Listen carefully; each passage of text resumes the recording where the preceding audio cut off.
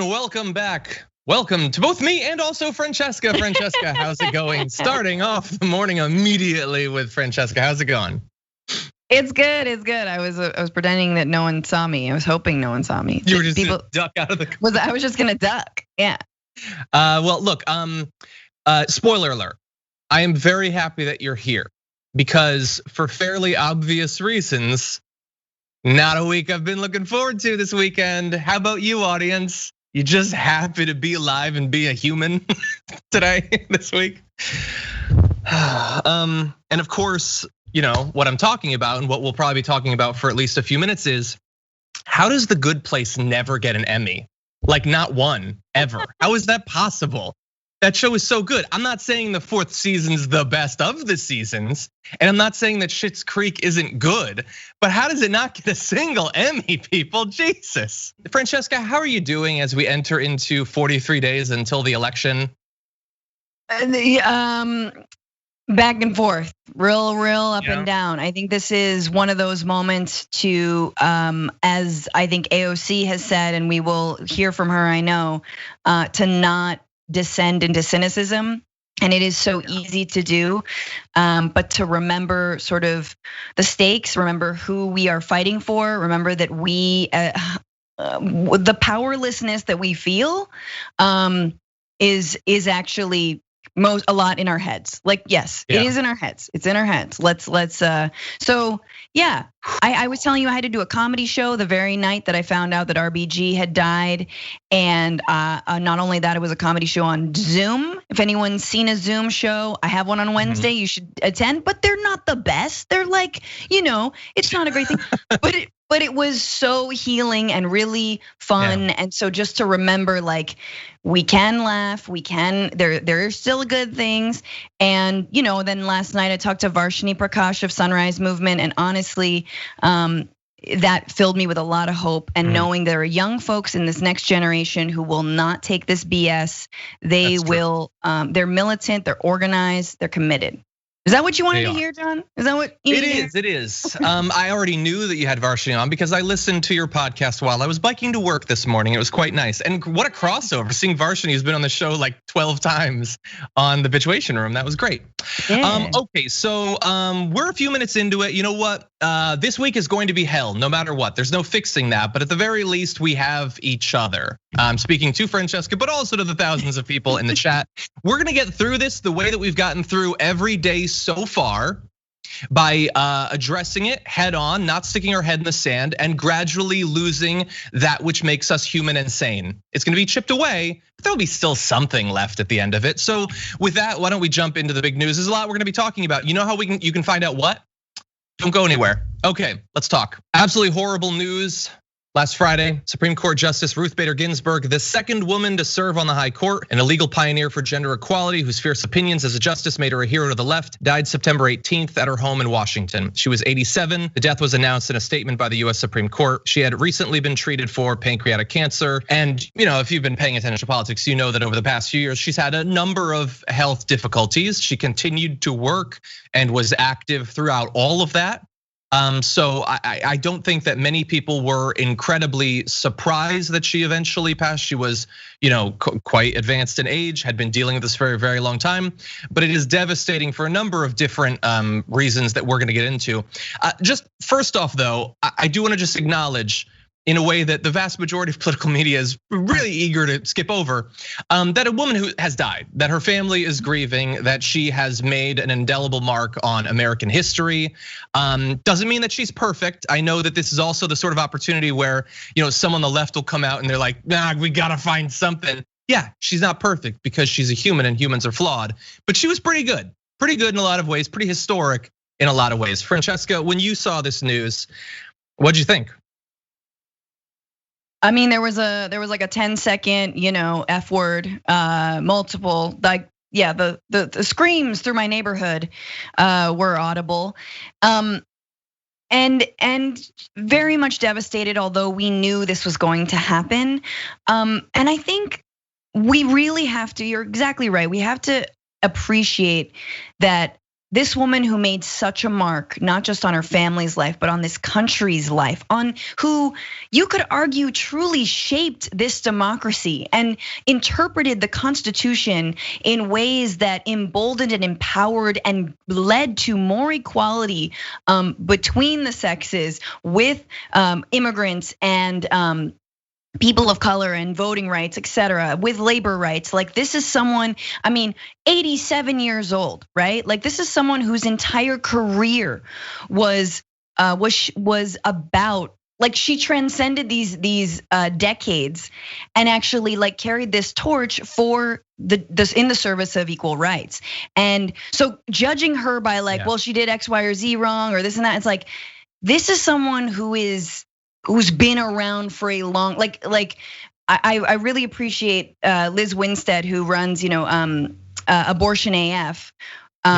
This quote that she had, which is, women, if you have a credit card in your own name, your own credit history, if you've leased an apartment or bought property in your name, if you've consented to your own medical treatment, if you've played a sport in school, you can thank Justice Ruth Bader Ginsburg.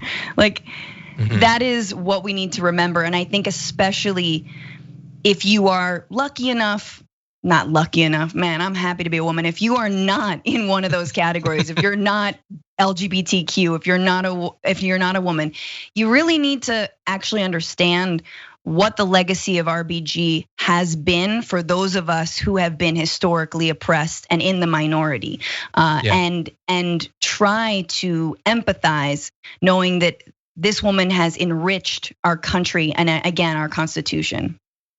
Exactly. It would be incredibly easy for someone like me, for instance, to nitpick every quote or decision or whatever that she's made. It's so easy that people are actually doing it. But no, not today. Anyway, let's tell you just a little bit about some of her history. Obviously, it would take multiple documentaries to go through everything that she's done, and I'm sure that those will come. We do have a quote from Chief Justice John Roberts, who says, "Our nation has lost a justice of historic stature. We at the Supreme Court have lost a cherished colleague. Today we mourn, but with confidence that future generations will remember Ruth Bader Ginsburg as we knew her, a tireless and resolute champion of justice." I would say to Chief Justice John Roberts, you might have the opportunity to do some stuff in her spirit in the near future.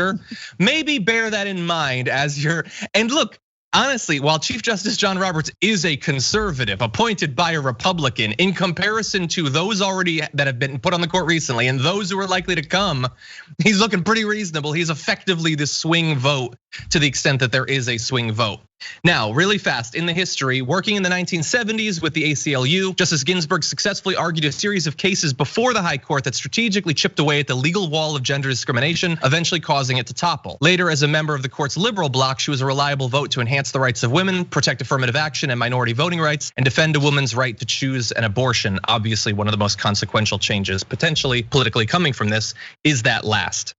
She kept a backbreaking schedule of public appearances, both at home and abroad, even after 5 bouts with cancer: colon cancer back in 1999, pancreatic cancer 10 years later, lung cancer in 2018, and then pancreatic cancer again in 2019, and liver lesions in 2020. I mean, it is the struggle that she put up literally just to live is something that I can't even imagine.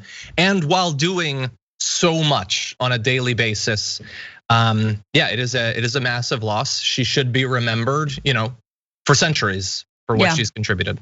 Yeah, and it is really, and I think we'll get into this. I think what's really difficult about her passing is the fact that it is being politicized. It was politicized before she was even dead, right? It's been politicized for a long time. There have been Republicans, like licking their chops, waiting for her to die.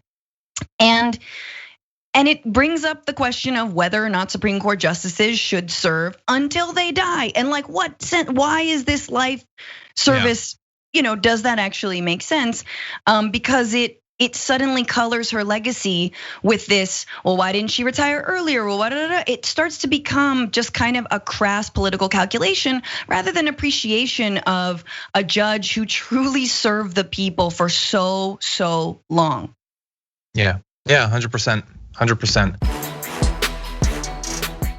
If you've watched this show for a while, you know that there is literally nothing I love spending my time on more than pointlessly pointing out hypocrisy, as if hypocrisy matters in literally any way. But we are now in like the perfect season, the perfect storm for hypocrisy. And you knew that it was coming from the second that the news broke that Ruth Bader Ginsburg had regrettably passed away. That all of the Republicans who were saying, how could you possibly in an election year put someone on the court? You couldn't. People's voices need to be heard and all that. You knew that it was coming. And I want to demonstrate that. I want to show you some examples of that, but I want to point out one very important thing that is a lesson that needs to be learned for this story and also for, I'm going to say, literally every aspect of politics going forward. They're going to do whatever they can get away with. That's it. There's no shaming. There's no, isn't that inconsistent? Haven't you flipped and or flopped? None of that matters. If they can take power legally or not, they will do it, okay? They don't fear anything. And by the way, why would they? Why would a Republican fear like, well, if it's shown that I was hypocritical in a way that will in the present day benefit Republicans, what are their voters gonna hate them for that? Like that, it just doesn't make any sense.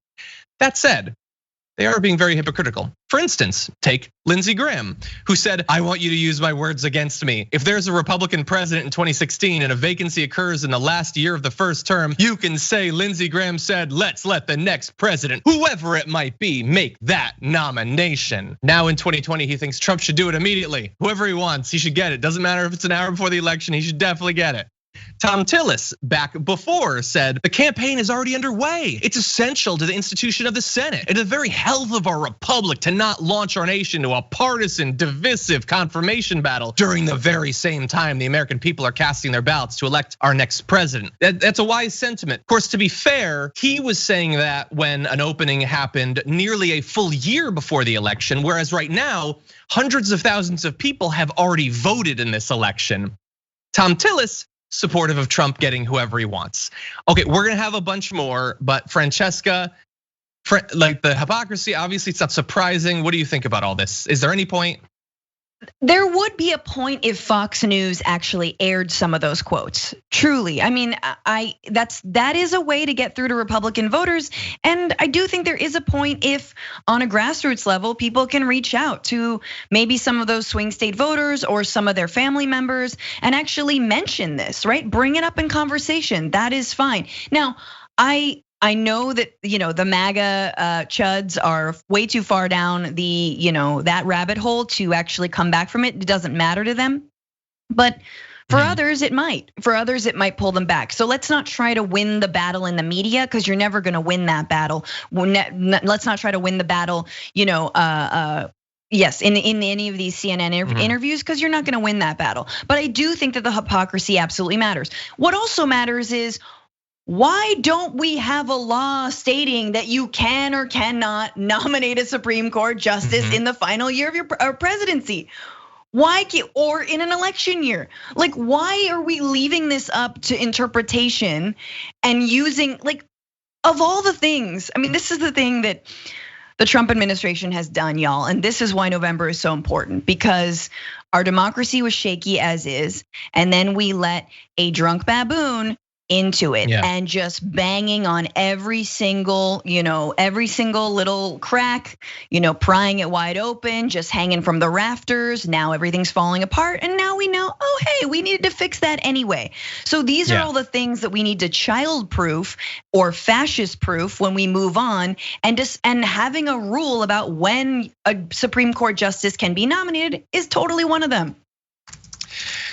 Yeah, there should be something, because the thing is, just add this to the pile of norms that our government is supposed to function on. That a lot of the norms were respected for a long time because respecting them gave the ruling elite class what they wanted.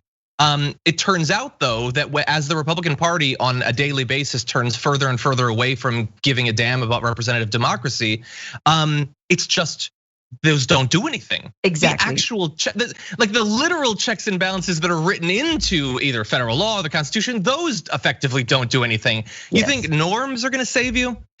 And they can't, because we're unfortunately dealing with, as I tweeted about this weekend, a critical mass of people like this. Senator Richard Shelby, who said this critical decision should be made after the upcoming presidential election so that the American people have a voice. Now, he hasn't yet come out now. This was in 2016.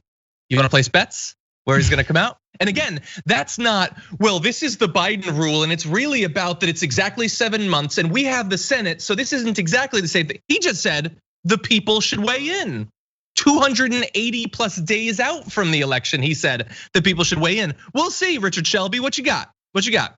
Senator John Boozman said, our country is very split and we're in the midst of a highly contested presidential election. My colleagues and I are committed to giving the American people a voice in the direction the court will take for generations to come. Our country is objectively more split than it was, and this is a pretty damn contested election considering that Joe Biden is regularly 8 to 12 points up nationally over Donald Trump. So I'm sure John Boozman is going to factor that in when weighing in on, no, he thinks that they should put Amy Coney Barrett or whatever on the court. Oh, okay, I guess he's changed his mind. Tom Cotton back then said, in a few short months, we will have a new president and new senators who can consider the next justice with the full faith of the people. Why would we cut off the national debate on the next justice? Why would we squelch the voice of the populace? Why would we deny the voters a chance to weigh in on the makeup of the Supreme Court? Okay, well now you have your opportunity. We could do it right now, Tom Cotton, do you want to? No, of course you don't want to. Marco Rubio, little weenie, said then, I don't think we should be moving forward on a nominee in the last year of this president's term. I would say this if it was a Republican president, but would you? Would you? Would you? Because you're not saying that right now.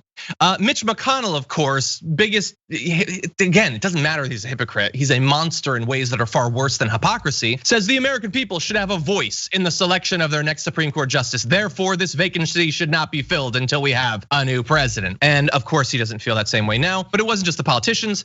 Sean Hannity, you can put up the graphic, I'm not gonna read it. He thought that they should wait if it's the last year. Laura Ingraham said, of course, in the last year, you should move forward on it. At the end of the day, all of this, what they said in 2016, what they're saying now is absolutely BS. There's only one honest thing they can say, and Trump is apparently the only one that will say it. Today, Daniel Dale tweeted, Trump says Merrick Garland is an outstanding judge, but Obama didn't have the Senate, and Mitch didn't want to do that. But we have the Senate, so there's a difference. When you have the Senate, you can sort of do what you want. That is it. Power is power. If we can do it, we're gonna do it. If it benefits us, we're jumping in that.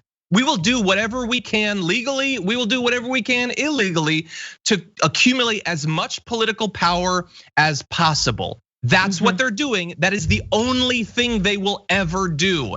And I think there's a lot of people, basically every single centrist Democrat and quite a few people to the left of them, that need to understand that.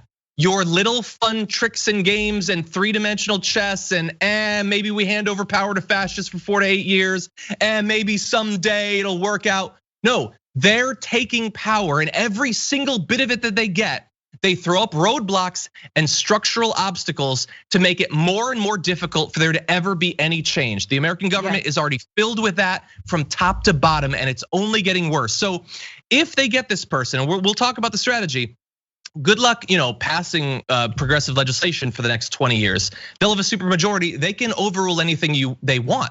And you might say, well, why would they do that? Wouldn't it have to be unconstitutional? Well, you think any one of these Republicans is any different than Mitch McConnell on the court, that they're gonna be unbiased, so they're not gonna be partisan? Anyway, Francesca, I apologize. Very mad at a lot of different things. It's triggering me for all of the things that I've been so mad about for literally years, about how stupid and self-destructive some people's political philosophy and strategy is. No, and I think you're absolutely right, and that's why I think it's important to remember that when you are cynical and when you're nihilistic about the stakes and the what is happening right now, you're basically sentencing more children to be in cages and women to have their uteruses removed without their consent in detention centers. You are dooming basically LGBTQ people to regress for 30 years, women's rights to be rolled back 50 years.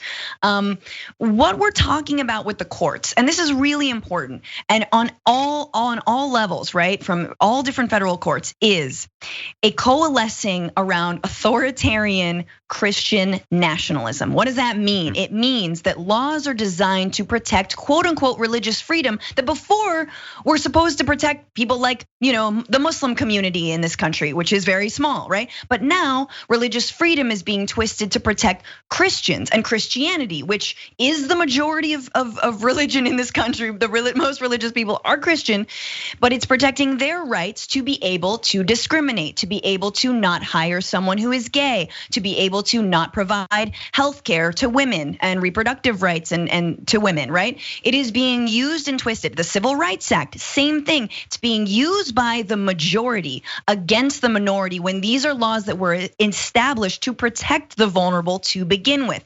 So all of this, now on top of that, you've got the oligarchy and dark money and Citizens United, but that's all water under the bridge. Forget about Citizens United. You think we're ever going to repeal that with a Republican Supreme Court? And I say Republican, a conservative Supreme Court? No, you can forget about it.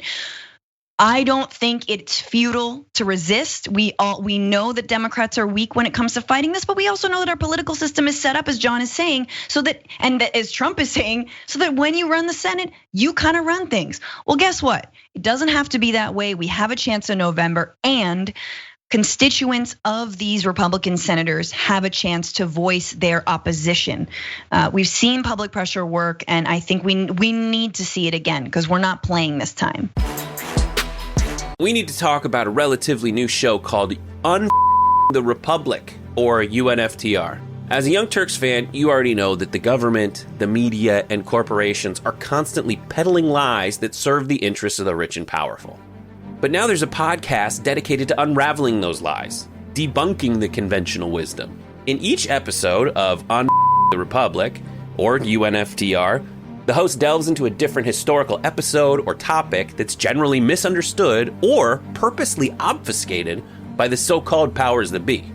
Featuring in-depth research, razor-sharp commentary, and just the right amount of vulgarity, the UNFTR podcast takes a sledgehammer to what you thought you knew about some of the nation's most sacred historical cows.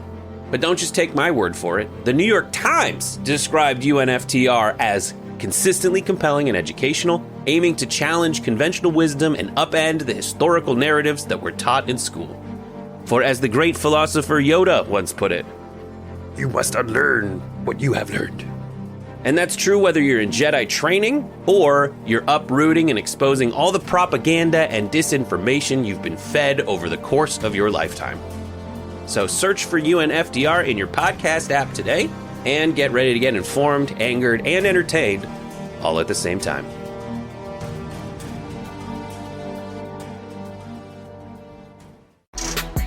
So, hypocrisy aside, lies aside, all of that, they're going to nominate someone to replace Ruth Bader Ginsburg. They're probably going to do it this week. Trump says by Friday and Saturday, could be earlier than that. So that is going to happen. So we turn then to what can be done to stop that, which I think we all agree kind of has to be stopped for this exercise of pseudo democracy that we have to sort of have any meaning whatsoever, aside from it just being sort of like a TV show that we're all in.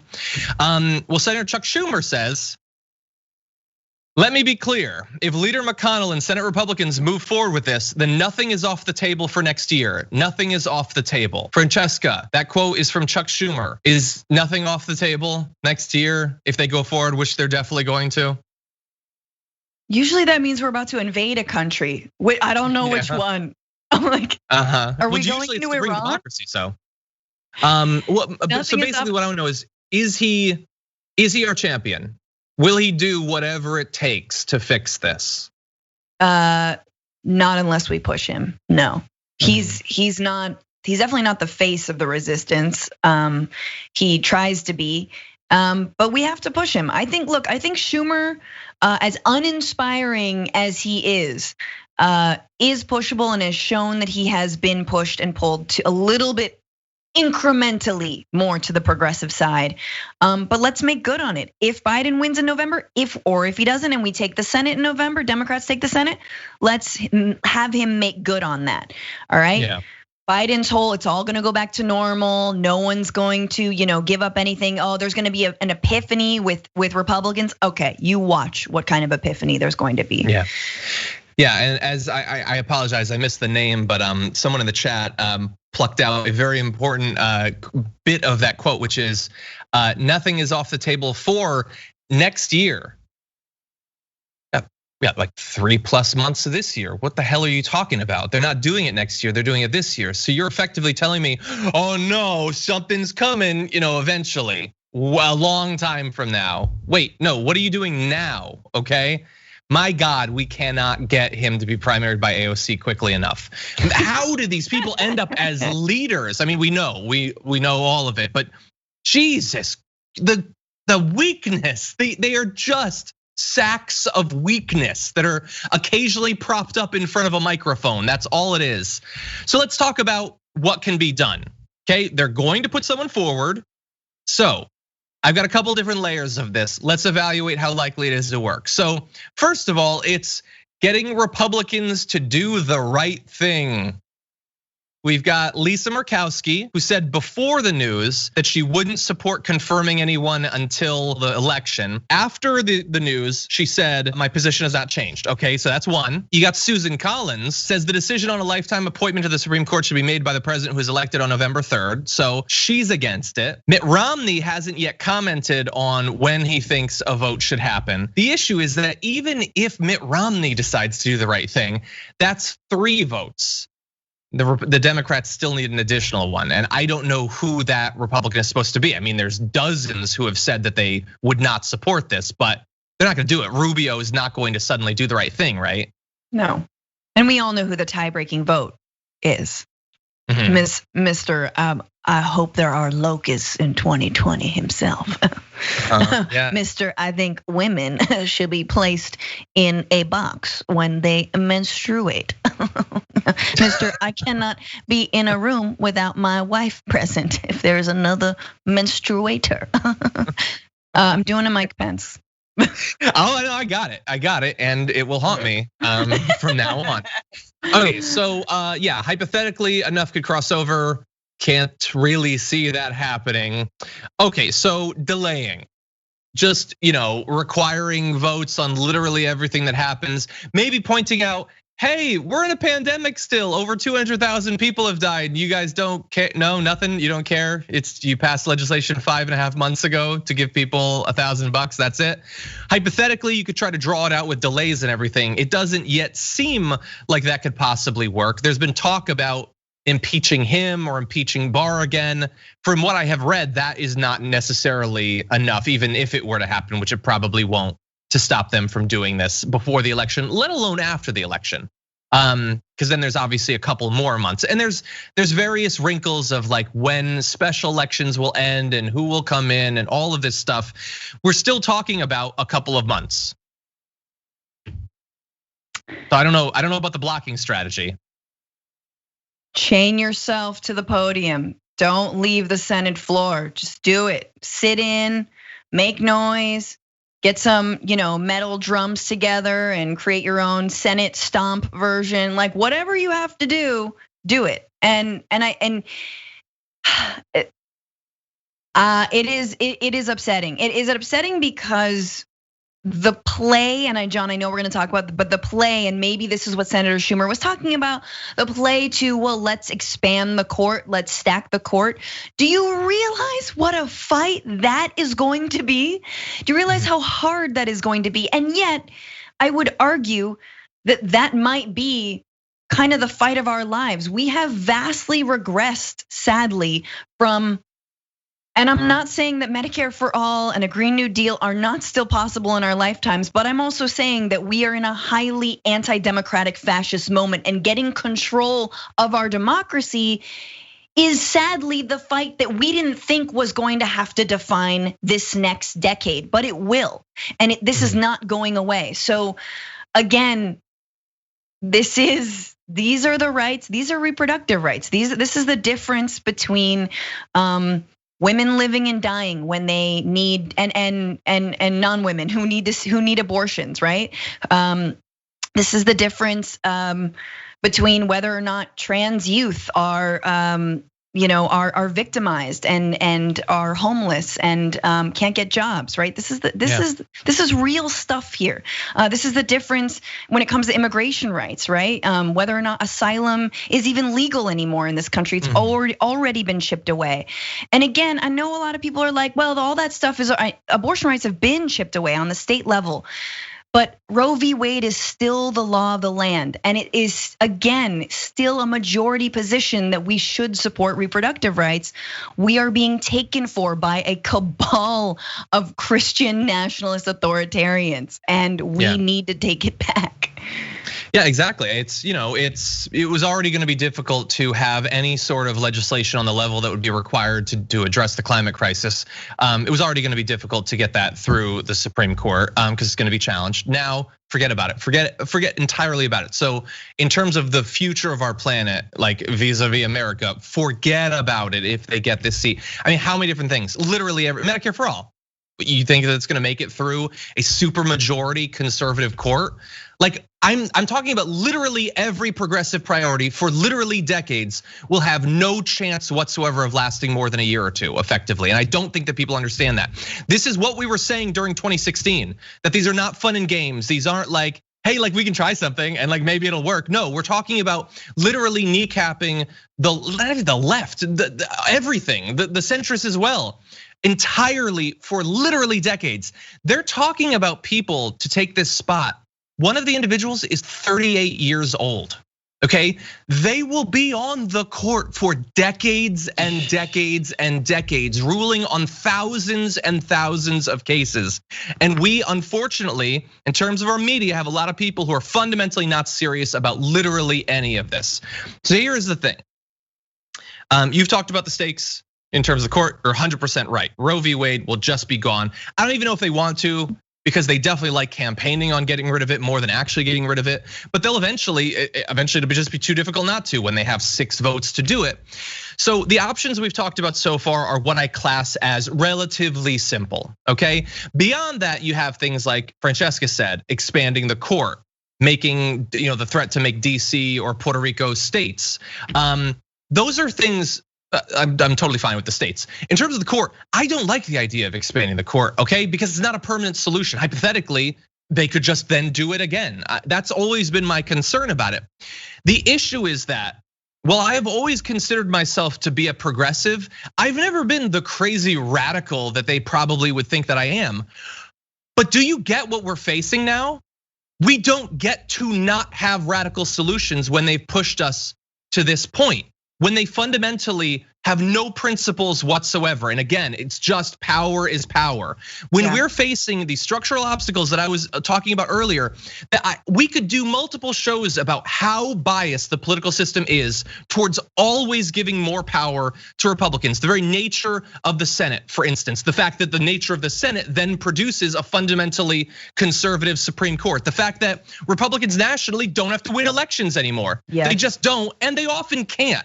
Like 4 out of 5 of the current Republican justices were put on the Supreme Court by Republicans that lost the vote. We can't even win when we win anymore. And even if we were to win, you have the things like California has millions and millions and millions of more people than any other state. We still have 2 senators, and that's just the way it's going to be. Combining that with the voter suppression of a million different forms, with the gerrymandering and all of this, we need to safeguard democracy. If we can, while we can, because the other party is attacking it openly, nonstop. And so if that means expanding the court, if that means adding additional states, whatever needs to be done to produce something that at least is like something, it's a version of democracy, because what we have now is fundamentally inadequate in the face of this, as you've pointed out, Christian white nationalist fascist assault that we have right now, that they're 100% on board with. And so I don't know what else we can do, but there's nothing that, like, forget what Schumer said. Everything does have to be on the table, and he needs to be replaced so they'll actually use the things that are on the table. Yes, I mean, everyone can absolutely call their senators and call other senators. Look, I spent a long time calling like Susan Collins's like random main branch attended by like 3 staffers who had no idea what I was talking about. It was great. I encourage you, don't call the main line. The main line's busy. Call the weird, like, the offline. Call the small town Susan Collins outpost, the Murkowski outpost. I mean, look, I think the one, John, it's all very bleak.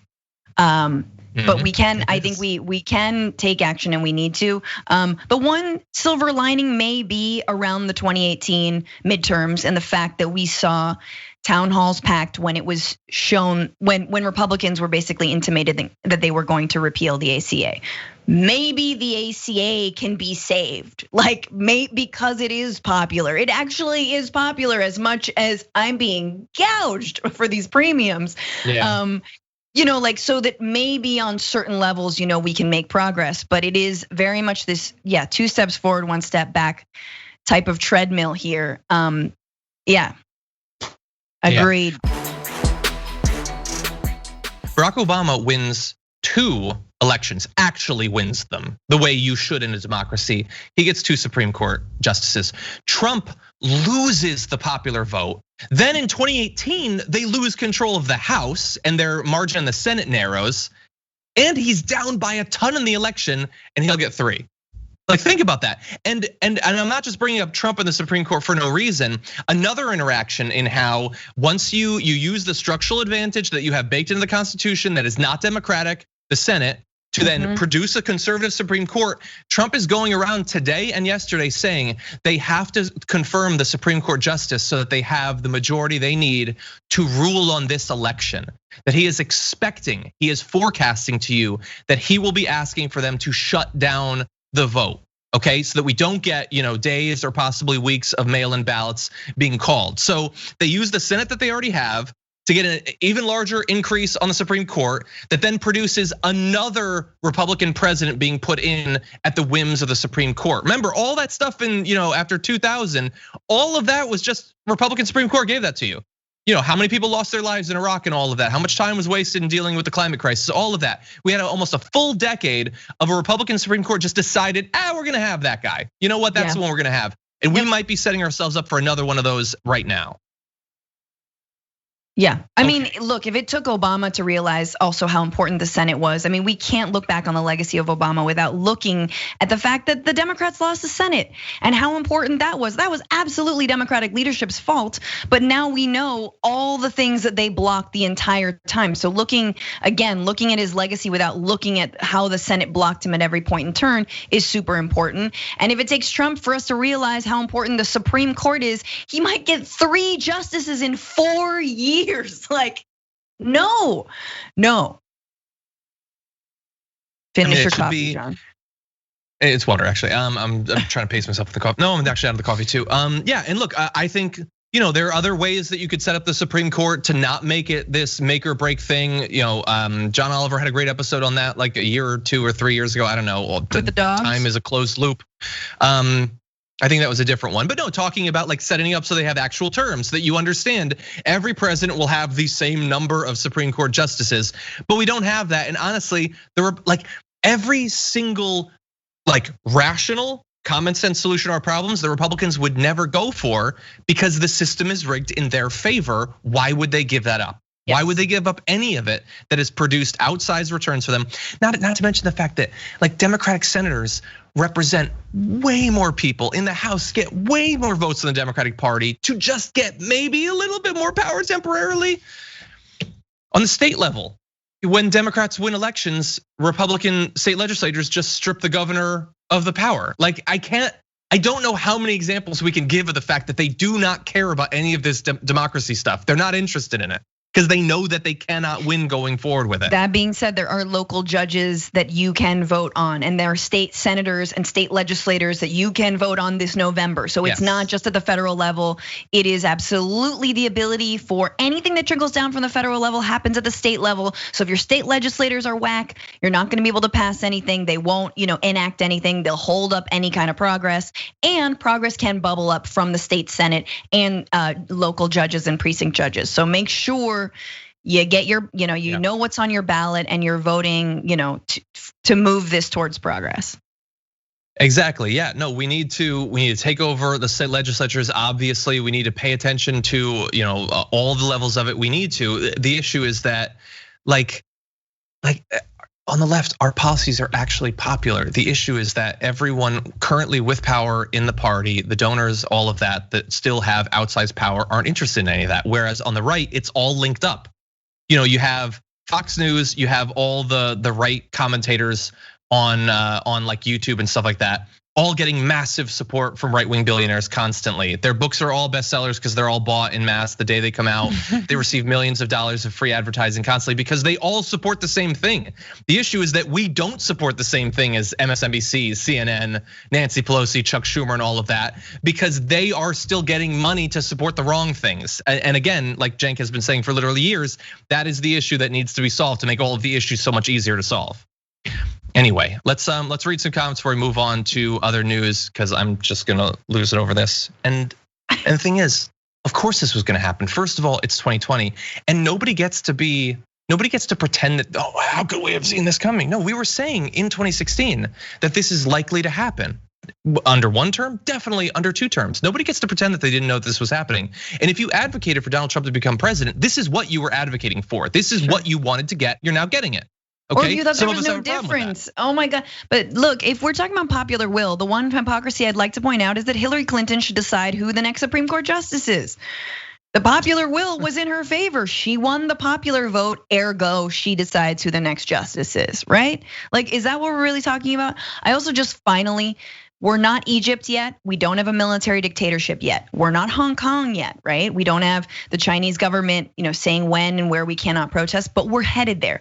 Bill Barr and the Trump administration and all these Republicans are envious of Egypt. They're envious of Hong Kong and the Chinese government and its influence, okay?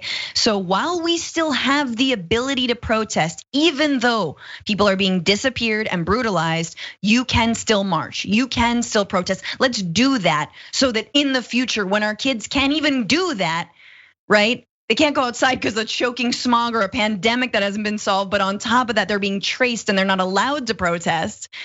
Let's try to save that one shred of the democracy that we still have. Yeah.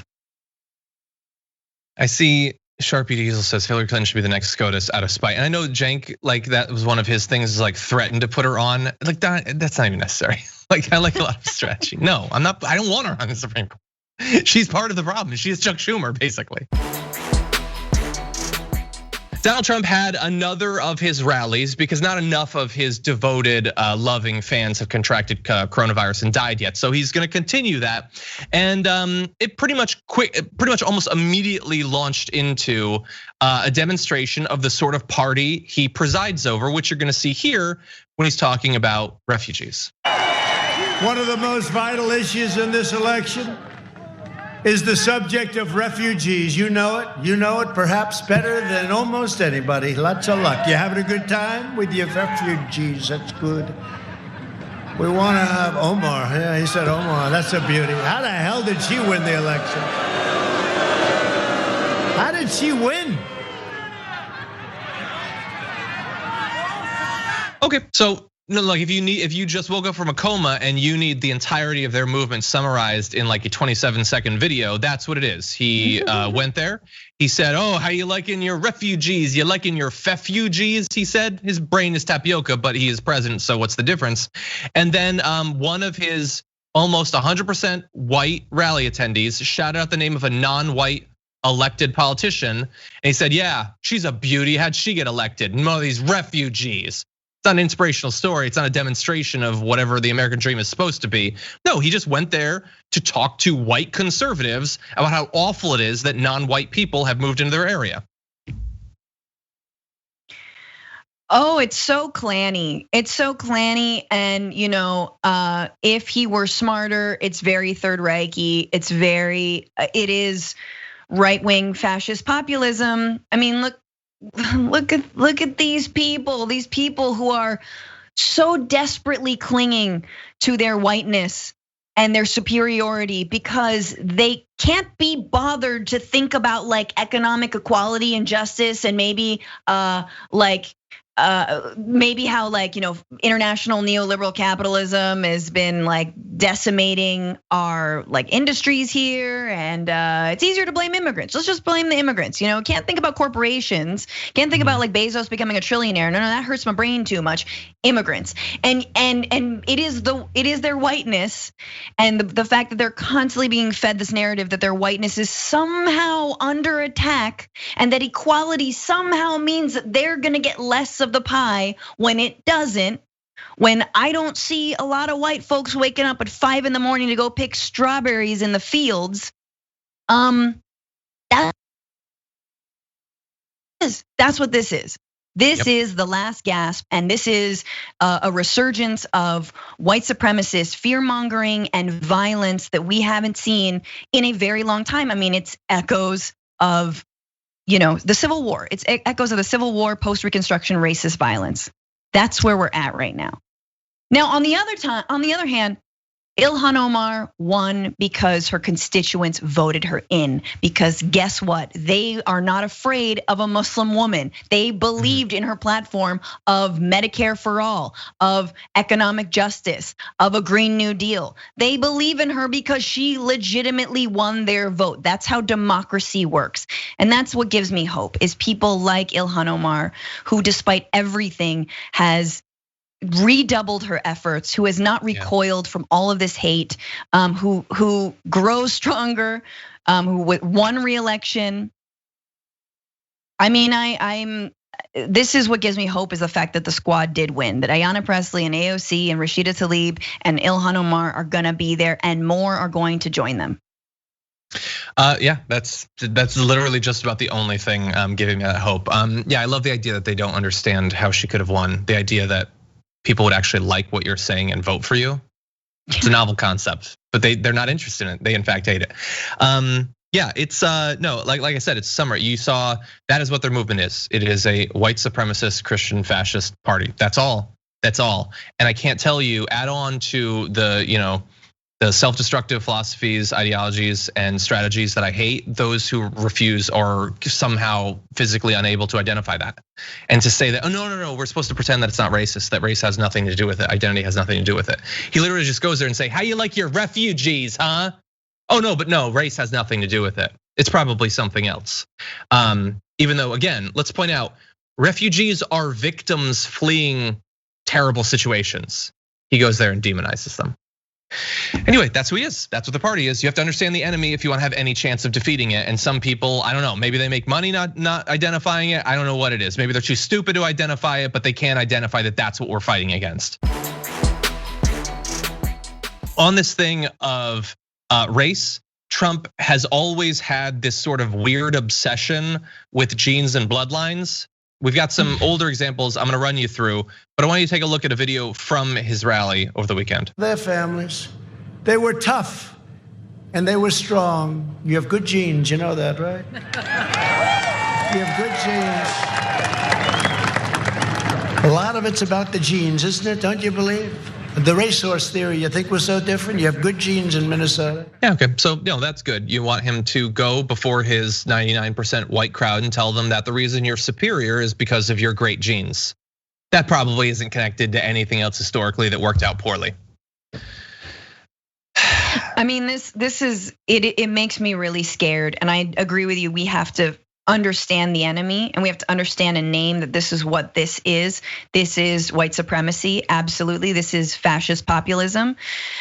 I think about how to get out of it. I think that if Biden manages to win, how do we get out of this? And I do think that you can't root out every last racist. I agree with that analysis, but you can establish better, have better education, have tuition-free college. You can have actual truth and reconciliation in this country that we never had, descending in a legacy from slavery. Hell, you could even have reparations. But you also, I think, really need a common struggle, some common future, and someone to lay out a vision of where we want to go. And the guy who I thought did that the best is not the Democratic primary nominee. She's not the Democratic nominee for president. But I do think remembering Bernie Sanders and the way that he laid out that vision of a future, that that together we can rebuild this country, that we can actually structure our economy based on human values and human needs, not just on financial capital. And so that gives me hope to know that even if we won't root out every single last racist in this country, which is not gonna happen, we can totally move forward with a multiracial, anti-racist platform and vision that can hopefully melt away some of that ugliness, by being louder and by being stronger. You are 100% right. You are also being far more productive than I am. I'm still processing. I didn't have the cathartic stand-up experience that you had. No, you're 100% right. We need that. That is literally the only thing that can save us. I don't disagree at all. Yeah, now just a little bit more on this, because him, just saying that all of these white people have great genes. It's not the only time he's done it.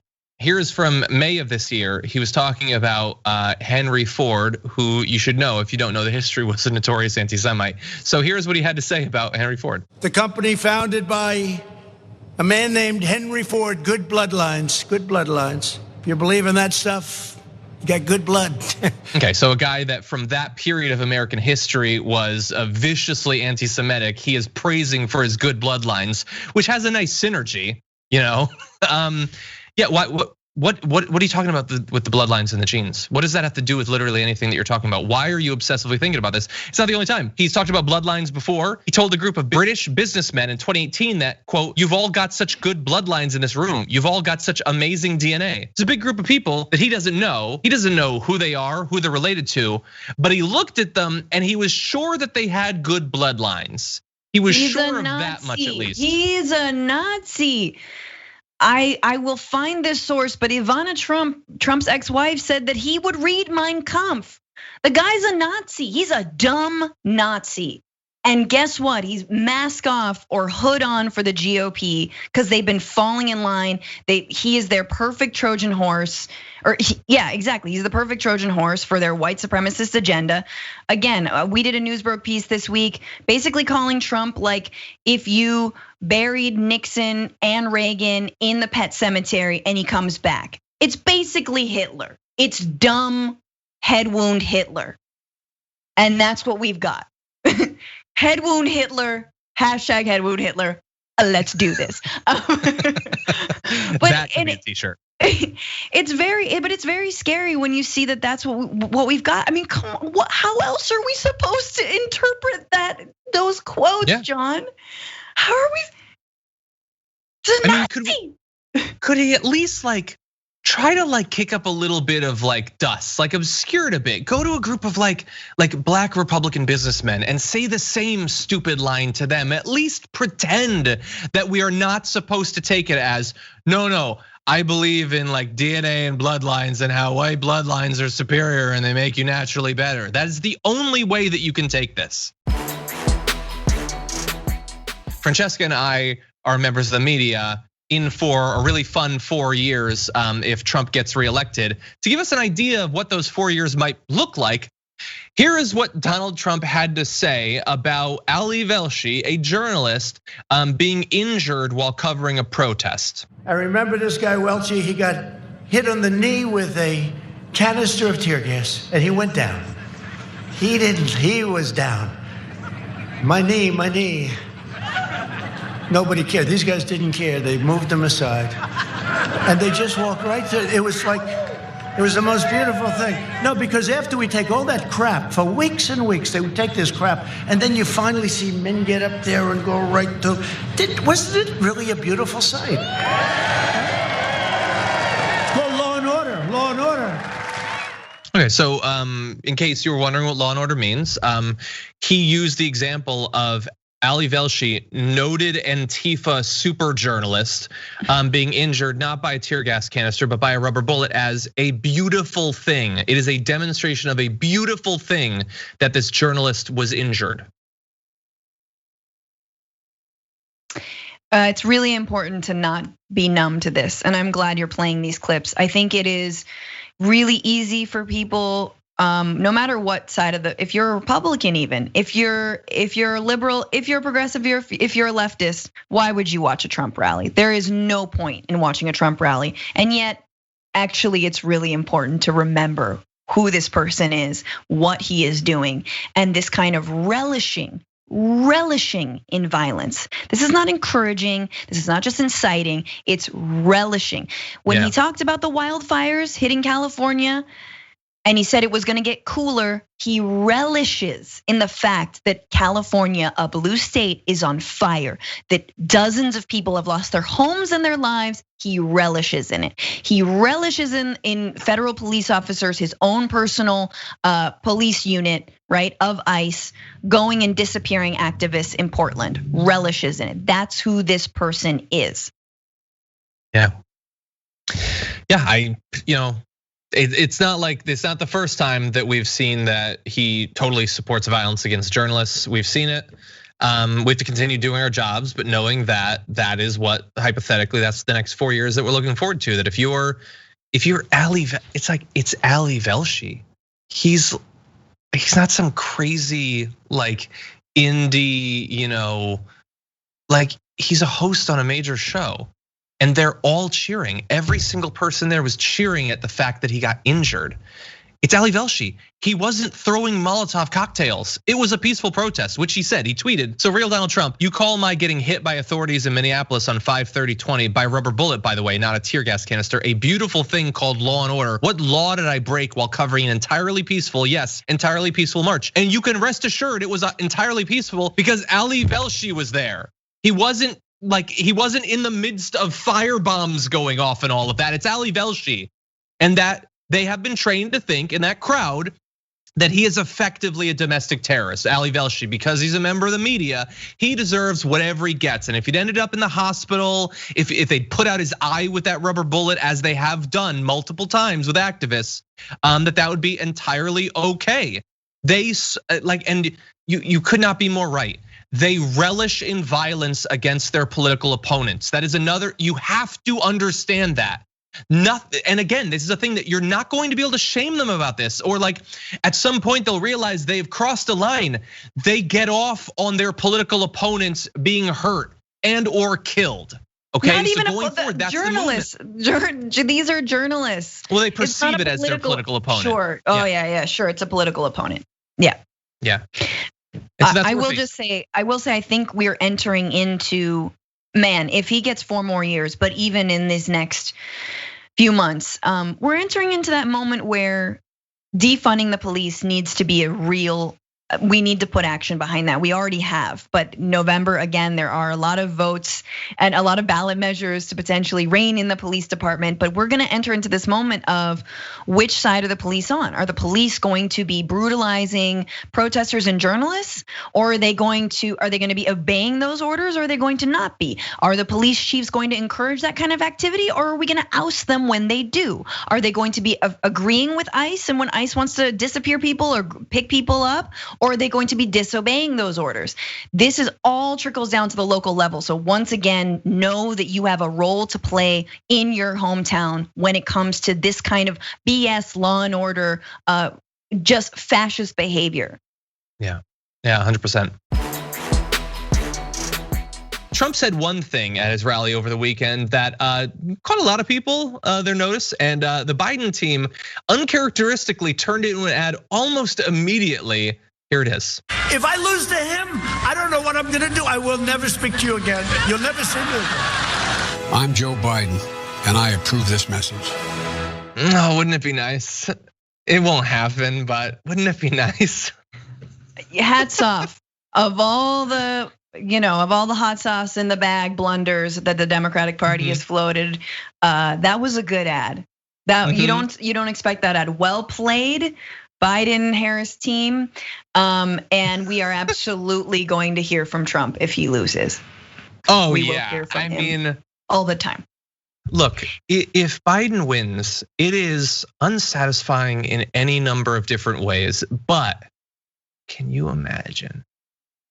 I mean, I can't necessarily imagine that Trump gives up power willingly or peacefully, but let's imagine that all that happens. Oh, it's gonna be great. He's not gonna go away. He is going to tweet even more because like now his schedule is 90% watching Fox News and tweeting. That will be the only thing he has to do. So he won't go away, but every single tweet of his, every quote, as scary as it'll be, and he'll still continue to push the party from the outside in this absolutely horrendous and violent direction. At least he'll be out of power, hypothetically. Won't that be nice, Francesca? Haven't you earned that at this point? I want these years of my life back. I want the gray hairs replaced. I want to grow blonde locks. No, I can't. But I want my life back. It's so boring. It's the other thing about fascism, so boring, like so annoying to have to talk about all the time. And yet we have to talk about it. Can you imagine? There's again, like talk about Democrats fighting. Once we get Republicans out of the way, now we can talk about real issues, reality, non-reality. Remember reality? I love just being able to debate reality. No, Francesca, I don't remember the taste of food. I don't remember anything. There's nothing left but darkness. I'm alone and falling. No, but anyway, fun ad. Joe Biden, continue with more of that. Someone is saying in the chat that it was a former Bernie person who went over to work for Biden. I don't know if that's true, but if it is true, I'm not surprised by it at all. Right? Let's have more than that. Think about if you have 5 seconds to motivate someone to go vote, the idea, even the false idea that Trump will go away, that's better than a lot of strategies. Okay, and by the way, I just want to say one last thing. Because I understand if you continue to spam the chat, I am literally going to block you. But saying when is TYT going to get like Bernie got behind Biden? When won't TYT? Are you literally listening to what we're saying? Of course I want Biden to win. I don't understand if this is bot behavior, if this is some sort of weird MAGA thing. No, so you're continuing to spam the chat, and I'm just not going to have it because I want the chat to be something that's actually useful for people. So bye-bye. But how could you possibly think that I don't support that? What was I doing in 2016? I was attacked for literally years for advocating for Trump to lose back then. I'm doing it again now, and probably, although I'm much better at muting people, probably getting attacked still to this day as a result of that. How could you be so stupid? Anyway, we almost ended on a good note. You know what? Actually, Brandon, can you play the ad just one more time? Can you please play the ad just one more time? If I lose to him, I don't know what I'm gonna do. I will never speak to you again. You'll never see me again. I'm Joe Biden, and I approve this message. Okay, I'm back. I feel good again. Thank you, Brandon. Anyway, Francesca, thank you as always for joining us. Where can people see more of your work? Watch the Bitchuation Room Sundays at 6 Eastern, 6 Pacific, 9 Eastern on YouTube /Franny Fio, or listen to it as a podcast and watch News Broke. You can check out the newest episode on AJ Plus's website. I mean, YouTube, whatever. It's whatever. The internet is there, okay? Exactly. Google it, okay, or Google do something it or whatever. Google. I don't know. Use Ask Jeeves. It's probably been bought by Google. Anyway, thank you, Francesca. You're the best, and I hope to talk to you very soon. You're the best. Hang in there. Joining us now on the program, we have a candidate running in California's 29th district, Angelica Duenas. Welcome to the Damage Report. Thank you so much for having me, John. I appreciate it. Very glad to have you on. Excited to learn about your campaign. I don't envy anyone running in the political environment that we have right now. But tell me a little bit about where you're coming from, how you made the decision to run. Catch us up a little bit on what has to be a really vigorous couple of last 2020, I guess. Yeah, no, it's been a wild ride. We were very fortunate enough to make it through to the general. So as you know, here in California, we have the top 2 system, electoral system, where the top 2 vote getters make it over to the general. So in our district, we have 2 Democrats head to head. We have Tony Cardenas, a longtime, corporate Democrat, career politician. And then we have us who are running a 100% people-powered campaign. With $10,000, we were able to make it through. And I mean, we're very, very grateful for all the help and support that we've gotten. And we understand that, people have spent hundreds of thousands, in some cases millions, to try and get to the general, and they haven't been able to.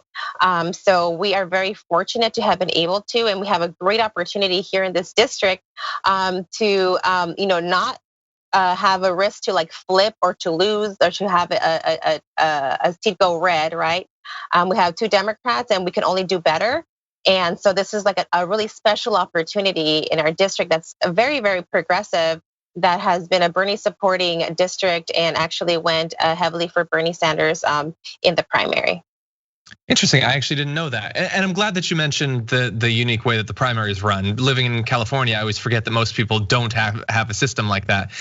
So it's important that people know that this is not a primary race. This is for the general election, but it is between 2 Democrats. So you mentioned there that you're running on about $10,000, which is obviously difficult, combined with it's 2020, where a lot of the sort of traditional way that you would do sort of a grassroots campaign door to door has become a lot more difficult. So what are some of the ways that you're adapting to the situation in this run? Yes, well, it was $10,000 to get us through the general. We have been able to raise a little bit since then. But if you want to give us a hand, Angelica4congress.com and click on the donate button. We are able to right now. We have actually been text banking, phone banking, and we're actually doing no-knock canvassing. So we are doing door hangers, and that's been going great. Every once in a while, there's people who are willing to speak, and if our volunteers are willing to also, then beautiful conversations are happening. But we are, advocating for a safe no-knock door hanging, and that's been going actually very great. We have been getting, a lot of grassroots support. We're getting a Sunrise Movement Los Angeles, Sunrise Youth. We have our Revolution Los Angeles, Progressive Democrats of America, San Fernando Valley. We're hoping to get the National, who, if you don't know PDA, they're actually the ones that pushed Bernie to run in 2015. And I believe they were actually pushing him since before then. So these guys have been around for a very long time. So I'm hoping to get their endorsement. And, basically just grassroots folks. If you take a look at who our donors are, you'll see that the majority of our donations are actually coming from within the district, and if not within the district, literally in the Los Angeles area. So we have local support, unlike our opponent, who has over, I think, less than 2% of his donations are coming from small donors. So it'll give you an idea what we're up against. He does have over $1 million, but he doesn't have people power. He really doesn't have the support of the people, and people, the working class, I think, is becoming very aware of the lack of representation that we have at all levels of government. And so that's what we're discovering in our conversations, and what we're seeing is that there's a lot of actual local groups that are very interested in our campaign and are gearing up to give us a hand in this upcoming the remaining month. So it's gonna gear up to be quite a race here in the 29th congressional district, and we do need help. So if you're local, please sign up to volunteer. Angelica4congress.com. Click on the volunteer button. Check out our website, and maybe we can earn your support. And I really do want, we want you to believe in what we're fighting for, so that way you can come out here and really understand that this is a hard fight, but a worthwhile fight that is actually very, very realistic. For Tony Cardenas being around for so long, people don't know who he is, and if they know who he is, they don't like him. And so we have a very great opportunity here in the 29th congressional district in the San Fernando Valley to take our power back. Let's talk a little bit about what you're fighting for. So let's give the audience a little bit of an idea of what sort of candidate you are. Your platform is named For Peace, People, and Planet Over Profit. Tell us a little bit about some of the most important issues to you. Yeah, well, we're fighting for Medicare for all, We're fighting for a Green New Deal. We're fighting for affordable housing as a human right. Tuition-free higher education, including trade school. These are the things that are really directly affecting our community. We have a community that has incredibly poor air quality. And most recently, we discovered by thanks to a study from JPL NASA that our local plant, energy generating plant, had been leaking methane for over 2 years, and they actually knew about it for at least a year and did nothing about it. So we actually have a number of traffic that goes through our district, not only because of freeways. We actually have like 4 or 5 major freeways that go through our district. We also have a bunch of truck yards. So construction trucks, buses, trash trucks, and we have about 4 trash dumps as well. So we have these extra level of traffic that comes in and out of our district to add on to the pollution. And with this methane leak on top of it all, we're breathing a lot more toxic fumes on top of the methane. So these are the things that we're dealing with. So we need Medicare for all because people are literally having breathing issues. We need a Green New Deal because we obviously need to go green. We need to go 100% renewable energy by 2030. And the fact that we have a dirty fossil fuel burning plant here in our district, that's something that needs to be addressed. And what we're asking as a community is to be prioritized. So definitely we are fighting for a Green New Deal because what we want from LADWP is their word, their commitment that they're gonna prioritize the Sun Valley plant to go green, because at this point we've been breathing toxic air for 2 years and they knew about it for 1 full year. So it's clear that we're dealing with environmental racism on top of it all here in our district. So you mentioned that with the current incumbent, a lot of people in the district don't really know him. There's been a lot of politicians like this that sort of just, they pop up for re-election every 2 years. They generally don't face, much of a challenge. They just sort of exist, not really doing anything. So let's play a hypothetical that I like to play with a lot of candidates. Let's say hypothetically that you were the incumbent right now and you're in office right now. We're facing multiple crises as a country. If you weren't running this race right now, what would be on your docket for this week? If you were in DC right now with political power, what would you be using it on this week? Yeah, no, I mean, well, I would have continuing to be pushing for Medicare for all, for Ilhan Omar's bill to cancel, not put on hold, not push a moratorium or what have you, but to cancel rent, utilities, and mortgages. I would also be fighting to address the horror that is going on in what we're hearing in Georgia at the ICE detention center, where immigrant women are being hysterectomied, having their body parts removed without their permission, without their authorization, and being basically unable to have children for life, permanently damaged. I would be fighting for that. I would be fighting for or highlighting the lack of action that we're seeing from our fellow representatives up there in the Hill. Like, I would really be utilizing my position of power for what it is, a platform to be able to highlight these issues.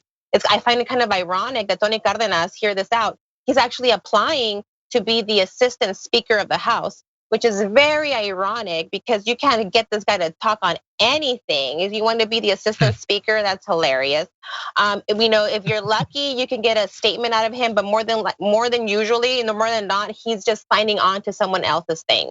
This is who we have. This is the guy who's the chair of the Bold Pack, who's the chair of the Hispanic Caucus.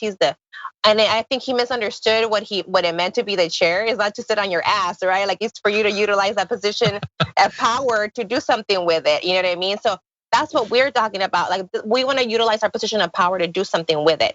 And we actually advocate for everyone out here watching and listening to seek out positions of power and occupy them. Look around you. Who are your leaders that you can can get behind? And if you don't see them, maybe it's you. And you need to start building those teams out, because we need to take a look at your ballot book coming up and take a look at all of these seats that you have an opportunity to vote on. See who's in those positions now, who's running, Who should you be getting behind? Who should you be voting out? And really be looking to our community for those replacements, because it's really up to us to make the differences. We don't have any heroes coming around. I'm a mother of 5. Like, I really have a million other things that I should be doing and could be doing. My dad passed away last month. Like, I'm literally doing a million things, but you know what? My community, this race is a priority. So here I am.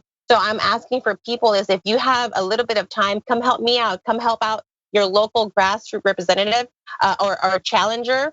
Because look at what we're doing. We're sacrificing our time, our family, our so many moments that we really are sacrificing for this fight, and that we are as a team, and we really can't do it without you. So if there is a grassroots candidate that you believe in that's local, come out and help them out. If you don't, and you have a little bit of extra change, please send some our way, because we can't do it without you. But we are going to get it done. It's happening. We're seeing it across the country. And if people want to do that, where can they do that? Where can they follow, more about your campaign, learn more about your experience and all that? We're on social media, so you can find us on Angelica 4CA. So we're on Twitter, Facebook, and Instagram. So Angelica, the number 4CA. And then on our website, angelica4congress.com. Take a look at our platform there. You can take a look at our endorsements, the issues, how to volunteer. If you are interested in donating, how to do that. We really do hope to be able to earn your support, because we're making it happen here with People Power in California's 29th Congressional District in the San Fernando Valley in Los Angeles. And we can't wait till November, and then we can't wait till January. Awesome. Good to hear. And thank you so much for joining us today on the show. We really appreciate it. Thank you, John, for having us. And thank you for everything. Thank you for all you do.